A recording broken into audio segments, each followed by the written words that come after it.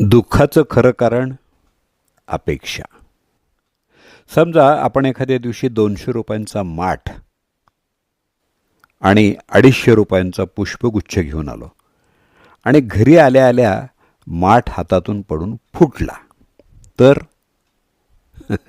आपल्याला अतिशय दुःख होतं. कारण माठ इतक्या लवकर फुटेल अशी अपेक्षाच आपण केलेली नसते.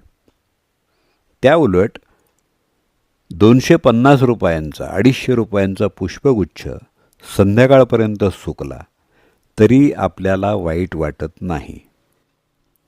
त्याचं कारण फुलं सुकणारच हे आपल्याला माहीत असतं.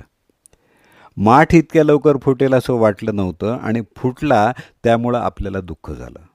परंतु फुलांकडून ती टवटवीत राहण्याची अपेक्षाच नव्हती, त्यामुळं ती सुकली तरी त्याचं दुःख झालं नाही. मथितार्थ असा आहे की ज्याच्याकडून जितकी अपेक्षा जास्त त्याच्याकडून तितकं दुःख वाटायला येतं आणि ज्याच्याकडून अपेक्षा कमी त्याच्याकडून फारसं दुःख नाही. त्यामुळं कुणाकडून फार मोठ्या अपेक्षा ठेवू नका. आनंदी रहा, स्वस्थ रहा, मस्त रहा.